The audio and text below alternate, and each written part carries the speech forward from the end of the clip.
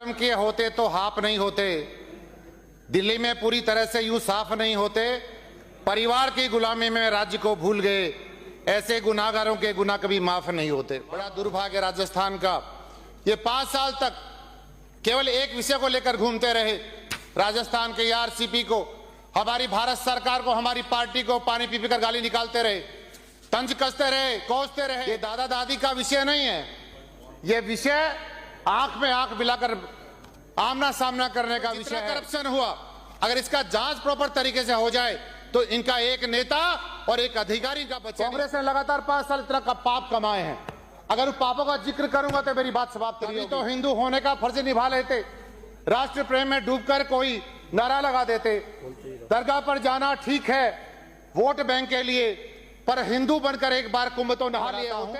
विकास के पथ पर अवरोध जायज नहीं करना, यूं बात बात पर क्रोध जायज नहीं, विचारों को विचारों से बात दीजिए, सिर्फ विरोध के लिए विरोध करना जायज नहीं। विकास का मजबूत आधार चाहिए, आपस में भाईचारा और प्यार चाहिए, अंतिम व्यक्ति तक पहुंचे विकास की किरण, इसलिए भाजपा का नेतृत्व हर बार चाहिए।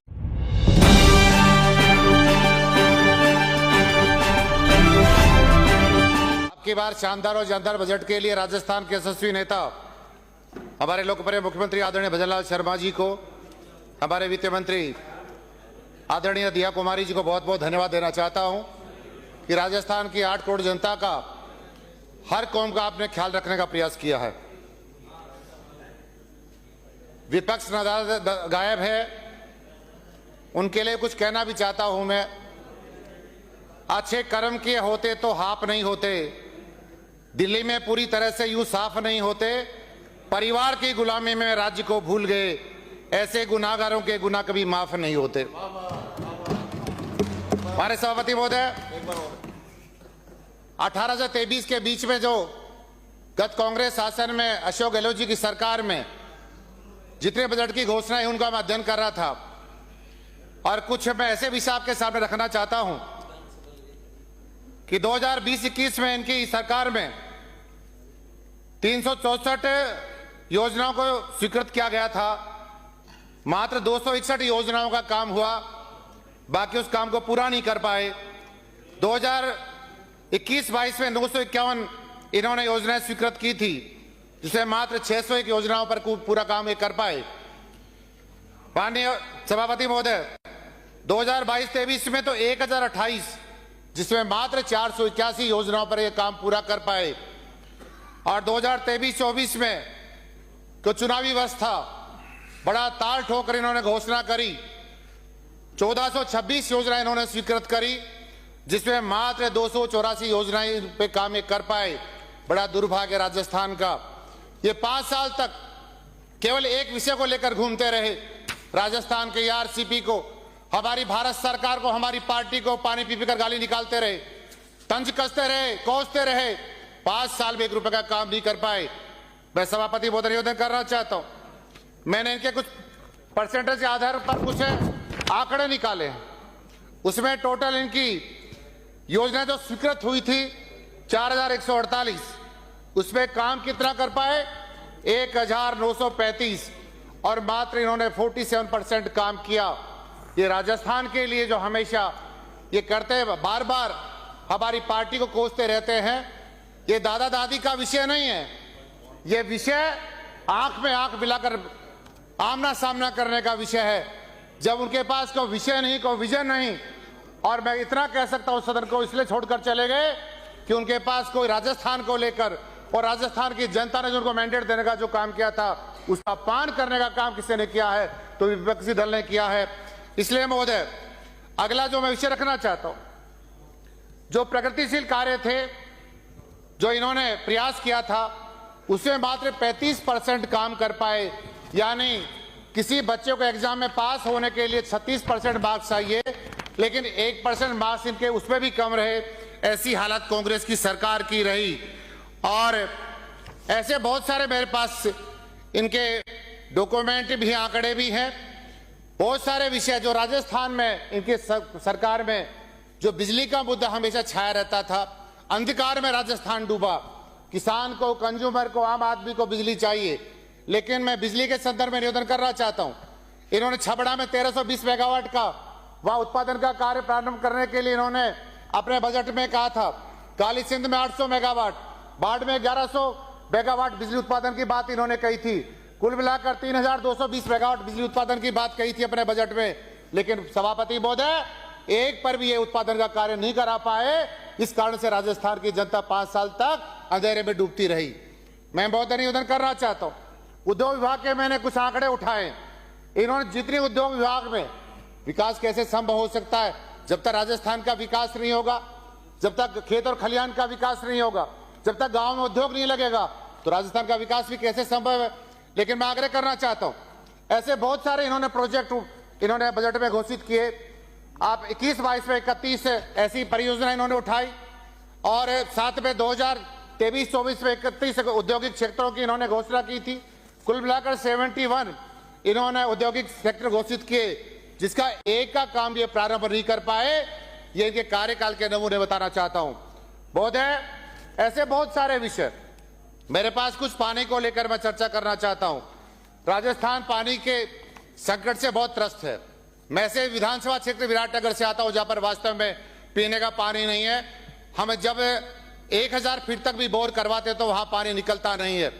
और जेजेएम योजना जब चली, भारत सरकार के हमारे देश और दुनिया के लोकप्रिय नेता नरेंद्र मोदी जी ने जेजेएम के अंतर्गत हर घर तक पानी पहुंचाने का एक फैसला संकल्प लिया था और उस फैसले को आगे तक पहुंचाने का प्रयास भी किया। लेकिन 5 साल तक कांग्रेस के सरकार में, अशोक गहलोत जी की सरकार ने, इसमें जितना करप्शन हुआ, अगर इसका जांच प्रॉपर तरीके से हो जाए तो इनका एक नेता और एक अधिकारी का बचे नहीं। इस प्रकार का जेजेएम में आपके घोटाले हुए हैं। मैं निवेदन करना चाहता हूं कि जेजेएम के कामों की हालात तो जैसी रही, उनकी जांच भी चल रही है। कुछ विषय ऐसे सेंसिटिव बिंदु भी हैं जहां पर बड़े बड़े इन्होंने काम घोषित कर दिए। उधर झुंझुनू जिले की मैं बात करना चाहता हूं। 4765 करोड़ की एक योजना थी। उदयपुर संभाग में इतनी बड़ी बड़ी योजनाएं इन्होंने स्वीकृत कर दी, 4674 करोड़ रुपए की। इसके अलावा बहुत सारी परियोजना, इसमें एक योजना पर भी इन्होंने काम नहीं किया। ये राजस्थान का दुर्भाग्य है। इस कांग्रेस ने जो किया उसका परिणाम राजस्थान की जनता ने 2023 के चुनाव में दिया। बहुत निवेदन करना चाहता हूं, हमारी सरकार लगातार काम कर रही है। हमारे प्रदेश के यशस्वी नेता हमारे मुख्यमंत्री भजनलाल शर्मा जी के नेतृत्व में मैं इतना कहना चाहता हूं, जो राजस्थान अंधेरे में डूबा था, उस वक्त राजस्थान में कांग्रेस की सरकार थी, छत्तीसगढ़ में कांग्रेस की सरकार थी। आखिर में दोनों सरकार इनकी थी, फिर भी ये बिजली की व्यवस्था नहीं कर पाए। वहां से कोल लाने में इनको समस्या हो रही थी।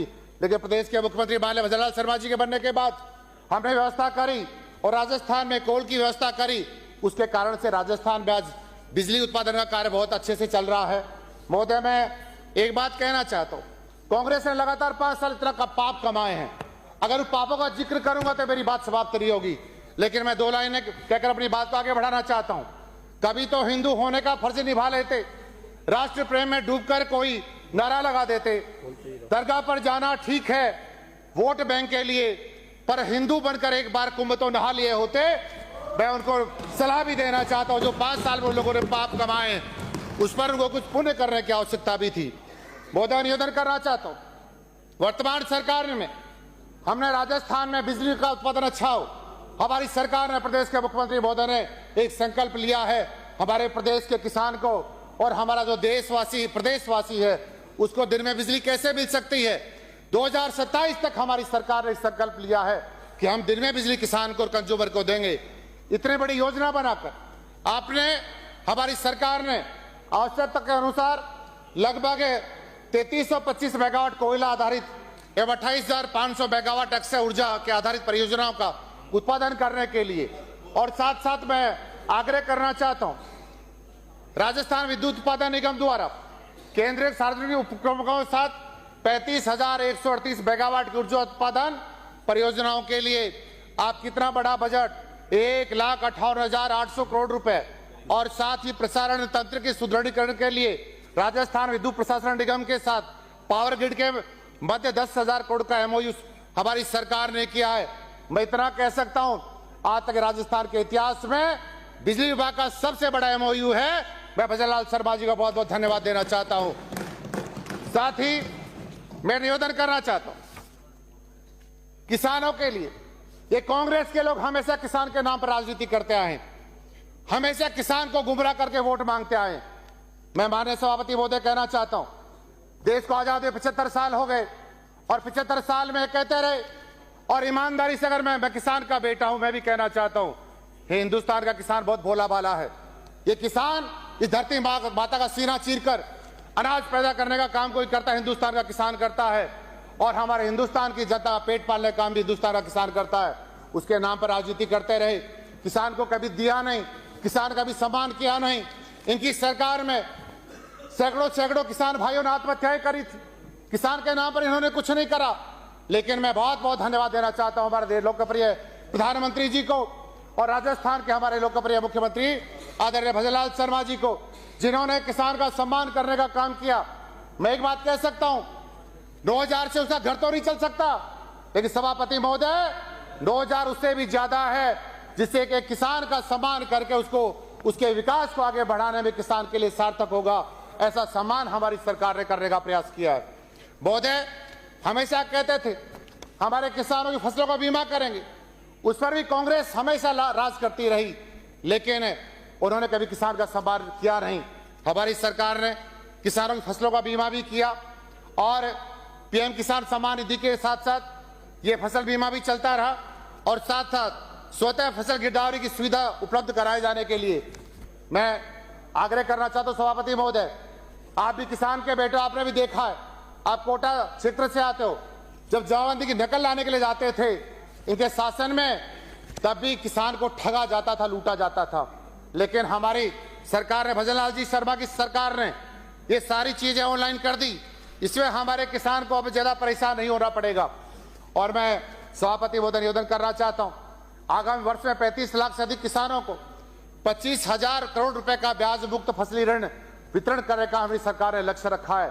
ये बहुत बड़ी बात है। मैं किसान होने के नाते, किसान का बेटा होने के नाते भजनलाल सरकार को बहुत बहुत धन्यवाद देना चाहता हूं, इस प्रकार का निर्णय किया। किसान को क्या चाहिए, एक पीड़ित व्यक्ति को क्या चाहिए, मैं छोटे छोटे नमूने बताना चाहता हूं। किसान को चाहिए अपने फार्म पाउंड बना ले, अपने डिग्गियों का निर्माण कर ले, अपने पंप सेट लगा ले, अपने स्प्रिंकलर सिस्टम लगा ले, उस पर कुछ हमें अनुदान मिल जाए, कुछ पाइपलाइन मिल जाए। हमारा किसान यही चाहता है। वो किसान तो पहले ही बेचारा मरा पड़ा है, पानी सूख गया, जो धरती हरी भरी हुआ करती थी आज वो मिट्टी सूखी पड़ी है, वो धरती माता प्यासी पड़ी है। लेकिन मैं एक बात कहना चाहता हूं, ये राजस्थान की सरकार ने जो काम किया है, ये राज आते और राज जाते हैं, लेकिन मैं एक बात कहना चाहता हूं, इस समय को हमेशा याद करा जाएगा। 18 से 23 के बीच जो समय बना है, हमारे देश के लोकप्रिय प्रधानमंत्री नरेंद्र मोदी जी के सानिध्य में राजस्थान में आपने एक इतिहास कायम किया है। प्रदेश के मुख्यमंत्री भजनलाल शर्मा जी ने भागीरथ बनकर जो राजस्थान की पुरानी आरसीपी हुआ करती थी, उसको रामजल सेतु लिंक परियोजना बनाकर राजस्थान में से एक इतिहास रचने का काम किया है। मैं इतना कह सकता हूं, अभी मेरे एक साथी कह रहे थे किसान को पानी नहीं मिल पाता। मेरे पड़ोसी साथी हैं, जमारामगढ़ से विधायक बनकर आए हैं, अभी चर्चा हम कर रहे थे, रामगढ़ बांध को जोड़ा गया है।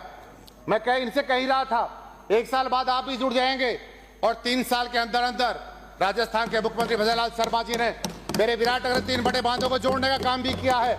मैं भी जुड़ जाऊंगा। लेकिन एक बात कहना चाहता हूं सभापति महोदय, जब किसी बांधों में पानी आएगा, राजस्थान का किसान हरा भरा हो जाएगा, और जब राजस्थान का किसान हरा भरा होगा तो निश्चित रूप से हिंदुस्तान के विकास में हमारा साझा होगा। हम इनका हिंदुस्तान की तकदीर बनाने में राजस्थान का किसान बड़ा उपयोगी रहेगा। मैं बहुत बहुत धन्यवाद देना चाहता हूं। साथ ही इन्होंने ऐसा काम भी किया, आज आपको हालात का पता है, राजस्थान में कांग्रेस के समय में कृषि करेक्शन जारी होते थे, बजट में हम सुनते थे, लेकिन जमीन पर उनका कोई काम क्रियान्वित होती नहीं थी। मैं 24 घंटा गांव में ढाणी में रहता हूं, मैं देखता हूं काश्तकार मेरे पास आते थे, भाई साहब कुछ हमारी हेल्प मदद करिए। 5 साल में जो इन्होंने बजट में कृषि करेक्शनों की घोषणा करी, उनका जमीन पर उतार नहीं पाए, और हमारी सरकार ने, हमारे प्रदेश के मुख्यमंत्री जी ने 1,10,000 किसानों को कृषि करेक्शन देने का जो काम किया है, राजस्थान का इतिहास रचने का आपने काम किया है।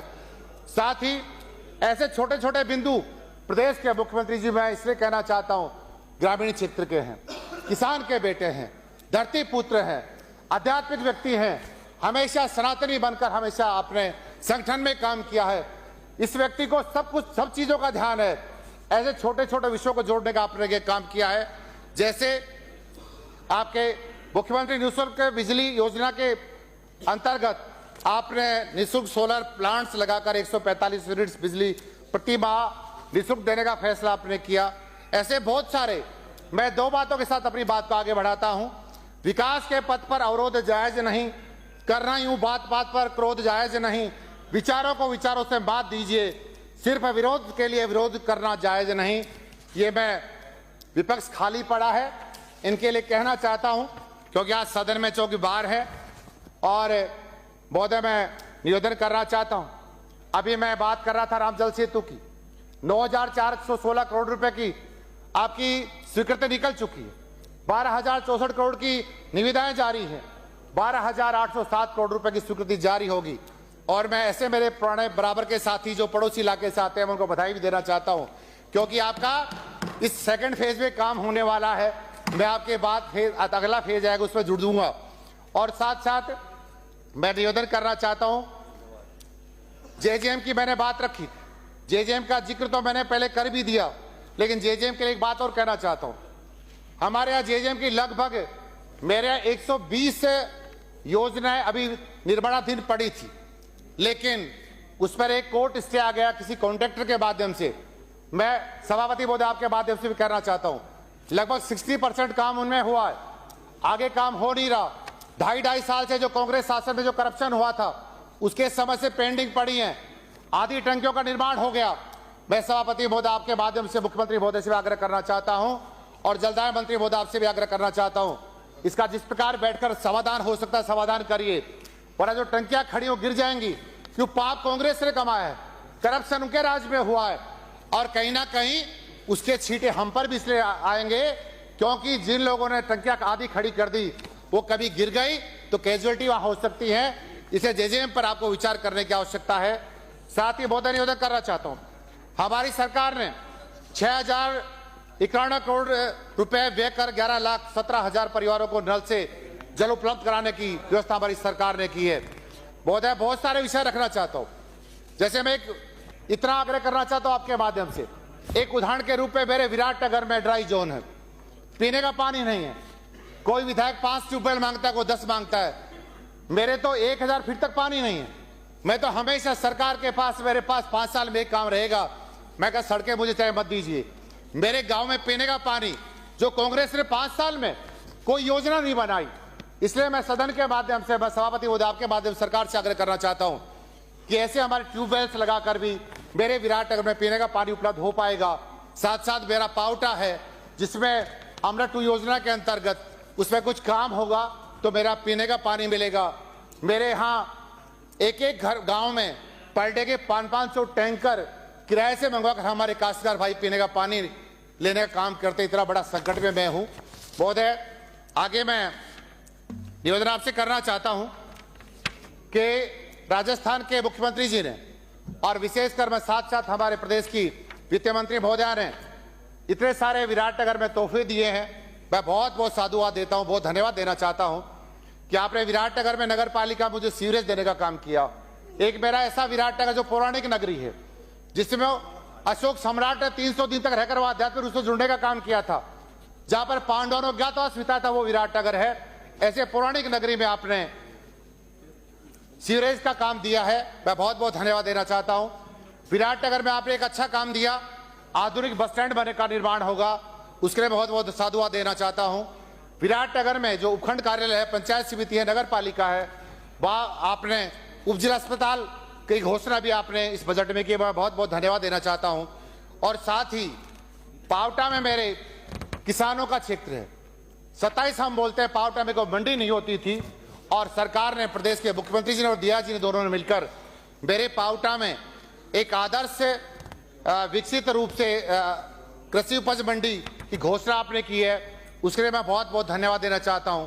और मैं ग्रामीण क्षेत्र, कहीं पहाड़ी इलाका है, कहीं धरातल है, कहीं आपके नदी नाले हैं, उस क्षेत्र का आपने इतना बड़ा ख्याल रखा है, क्योंकि हमारा विराटनगर पहले बैराट हुआ करता था, बड़े बड़े लोगों ने यहाँ चुनाव लड़ा है, लेकिन आपने मुझे यहाँ आपके हमारे ग्रामीण जनों को स्वास्थ्य सेवाएं ठीक मिल सके, इसके लिए 2-2 PSC आपने मुझे दी है। सभापति महोदय आपके माध्यम से करना चाहता हूं, जयपुर संभाग में सबसे बड़ा कोई विद्यालय चलता है तो मेरे विराटनगर में संस्कृत विद्यालय चलता है। मैं सरकार से मांग करता हूं कि हमारी संस्कृत भाषा पूरे देश और दुनिया में बहुत प्रसिद्ध है और संस्कृत भाषा को आगे बढ़ावा देने के लिए और इसकी आवश्यकता भी है। मैं सरकार से मांग करता हूं कि हमारे वरिष्ठ उपाध्याय को यहां महाविद्यालय के रूप में विकसित करने की सरकार प्रयास करे और मेरी इस घोषणा मांग को मंजूर करे। साथ ही में ऐसा हमारा विराटनगर का पार्ट है, एक पार्ट मेरा नेशनल हाईवे के ऊपर है, एक पार्ट मेरा पहाड़ों के बीच में है। मैं निवेदन करना चाहता हूं, लगभग 70 किलोमीटर मेरी विधानसभा क्षेत्र लगता है। पावटा में अभी नगर पालिका है, उसका एक पार्ट लगता है राजनोता, और पिछले दिनों हमारे डिप्टी सीएम साहिबा वहां पधारी भी, मेरे को हमारे यहाँ कार्यक्रम था, मैंने तब भी आपसे आग्रह किया था कि वहां पर एक उप तहसील का निर्माण हो जाए तो हमारे किसान भाइयों को लाभ होगा। साथ ही हमारा एक विराटनगर क्षेत्र में कूड़ला क्षेत्र है जिसको मेड क्षेत्र बोलते हैं, उस क्षेत्र में सब तहसील बन जाए तो मैं समझता हूँ लगभग 125 गांव का उसमें जुड़ाव होगा और ये जुड़ाव हमारे काश्तकार को फायदा होगा और लगभग 40 किलोमीटर का फायदा हमारे काश्तकार भाइयों को होगा। इस प्रकार की मांग मैं आपके सामने रखना चाहता हूं। और महोदय बहुत सारे, क्यों मैंने कहा ना, ये मेरा विराटनगर, ये विराटनगर जिसमें इतने सारे उदाहरण मैंने आपको दिए हैं। पिछली बार भी हमारे प्रदेश के मुख्यमंत्री और हमारे डिप्टी सीएम साहिबा ने वहां जैन सर्किट उसमें लगभग 87 करोड़ रुपए की घोषणा आपने जो जितना मुझे ध्यान उतनी की थी, मैं उसमें भी आग्रह करना चाहता हूं कि इतना अच्छा बजट और साथ में एक बड़ी मांग मैं करना चाहता हूं और सदन को बताना भी चाहता हूं, मेरे सभी हमारे इस सदन के सदस्य साहिबानों से आग्रह करना चाहता हूं, हमारे देश और दुनिया में लगभग 52 शक्तिपीठ है, उसमें से 49वीं शक्तिपीठ कहीं है तो मेरे विराटनगर में मनसा माता का मंदिर है, 49वीं शक्तिपीठ है, उसको देश के पटल पर लाया जाए। और मैं प्रदेश के बारे में मुख्यमंत्री महोदय से आग्रह करना चाहता हूं कि आध्यात्मिक व्यक्ति है और आप इस मांग को पूरा करेंगे। हमेशा आप देव दर्शन करते रहते हैं और मुझे आशा नहीं पूर्ण भरोसा है इस बात का, हमारी सरकार जो कहती है उस बात को पूरा करती है। और हमारे प्रदेश के मुख्यमंत्री जब सदन में अपनी बात कहते हैं या किसी मंच पर अपनी बात कहते हैं, ताल ठोक कर कहते हैं और जो कहते हैं उस बात को पूरा करते हैं। इन्हीं शब्दों के साथ अभी मैं अंत में 2 लाइनों के साथ अपनी बात को समाप्त करूंगा। विकास का मजबूत आधार चाहिए, आपस में भाईचारा और प्यार चाहिए। अगर अभी तक आपने चैनल को सब्सक्राइब नहीं किया है तो चैनल को लाइक, शेयर व सब्सक्राइब अवश्य करें। जिले की तमाम छोटी बड़ी खबरों को जानने के लिए बने रहे वॉइस ऑफ कोटपुतली के साथ। बालाजी फिनसर्व, जहां मिलती है आपको वाहन बीमा, स्वास्थ्य बीमा, म्यूचुअल फंड, जीवन बीमा, फाइनेंस, साधारण बीमे की सभी सुविधाएं। कार्यालय बानसूर महाविद्यालय के पास, बाईपास रोड बानसूर। मुख्य कार्यालय लालकोठी कोटपुतली। अधिक जानकारी के लिए संपर्क करें 8302367656।